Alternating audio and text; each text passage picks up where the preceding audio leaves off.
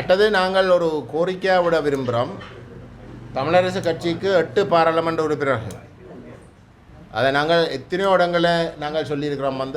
அவை ஒரு தவிர்க்க முடியாத ஒரு தரப்பு. 8 பாராளுமன்ற உறுப்பினர்களாக இருக்கிற இடத்துல அவர்கள் இந்த ஐநா மனிதுரிமை பேரவை உறுப்பு நாடுகளுக்கும் ஐநா மனிதுரிமை ஆணையாளருக்கும் அவர்கள் உத்தியோகபூர்வமான ஒரு நிலப்பாட்டை தமிழ் மக்கள் சார்பில் அறிவிக்கணும். அது அவர்களுக்கு இருக்கக்கூடிய கடமை. இந்த ரகசியமாக போய் கதைச்சி பேசி பின்கதவால் கதைச்சி பேசுகிற அப்படி இருக்கக்கூடாது. அதில் அவருடைய ஒரு சிலர் அப்படி செய்யணும். மக்கள் ஏற்றுக்கொள்ளாத ஒரு சிலர் அமைதியாக ரகசியமாக போய் பல சந்திப்பில் செய்யணும். அப்போ அப்படி இல்லாமல் மக்களுடைய பிரதிநிதிகள் என்று சொல்கிற தரப்பு எந்த விதமான கூச்சலும் மறைவும் இல்லாமல் தங்களுடைய உத்தியோகபூர்வமான நிலப்பாட்டை அவர்கள் வெளிப்படுத்தணும் தமிழ் மக்கள் சார்பாக. அதுதான் உண்மையிலே தேவை. சொல்லுக்கும் செயலுக்கும் இடையிலே இடைவெளியில் இருக்கக்கூடாது. அந்த வகையில் நாங்கள் கேட்டுக்கொள்ள விரும்புகிறோம். அதுவும் விசேஷமாக தமிழரசு கட்சியின் 8 பாராளுமன்ற உறுப்பினர்கள் இருக்கிறோம். மெட்டவே மக்களுக்கு பெருசாக பொறுப்பு கொடுக்க தேவையில்லை என்றால் அவர்கள் நேரடியாக மக்களால் தெரிவு செய்யப்படாத ஆக்கள். ஆனால் அந்த 8 பாராளுமன்ற உறுப்பினர்கள் இருக்கிறோம். அவர்களுக்கு ஒரு பொறுப்பு இருக்கின்றது.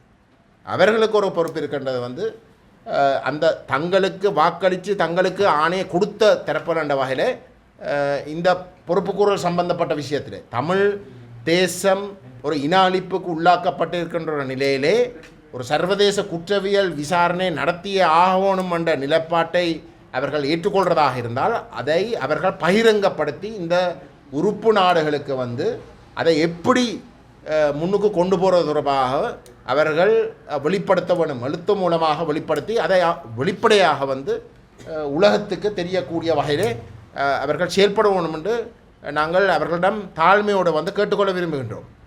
ஏனென்றால் இந்த நேரத்தில் சில வேளையிலே மக்களால் தெரிவு செய்யப்படாத தரப்புகள் மக்களால் தெரிவு செய்யப்பட்ட அந்த 8 பாராளுமன்ற உறுப்பினர்களுடைய செல்வாக்கை பயன்படுத்தி பிள்ளையான வகையில் அந்த கட்சியின் பேரை பாவிக்கிறான்றது பொருத்தமில்லை. அது ஒரு அன்னெத்திக்கல். அது பொருத்தமில்லை. ஆகவே நாங்கள் பாராளுமன்ற உறுப்பினர்களிடம் நாங்கள் கேட்டுக்கொள்கின்றோம். அது கட்சியின் நிலப்பாடாக இருக்கலாம், அதில் ஒரு பிரச்சனையும் இல்லை. அப்படியாக இருந்தால் அந்த பாராளுமன்ற உறுப்பினர் கட்சியின் நிலப்பாடுக்கும் தங்களுக்கும் இடையில் ஒரு இடைவெளியும் இல்லாட்டி கட்சியுடைய நிலப்பாட்டோடு பாராளுமன்ற உறுப்பினர்களும் கையொப்பமிட்டு ஒரு கருத்தொண்டை வெளிப்படுத்தணும் என்று நாங்கள் தாழ்மையுடன் கேட்டுக்கொள்கின்றோம். பேந்து சொல்லக்கூடாது அது கட்சி என்ன செய்ய எங்களுக்கு அவை இதை எங்களுக்கு அதுக்கும் தொடர்பில்லை, உங்களுக்கு தெரியும் தானே கட்சிக்குள்ளே என்ன பிரச்சனை இருக்குன்றதை சொல்லக்கூடாது. ஏனென்றால் பாராளுமன்ற உறுப்பினர்களுக்கு தான் அந்த பொறுப்பு இருக்குது. அவை நாங்கள் தயவுடன் கேட்டுக்கொள்கின்றோம்.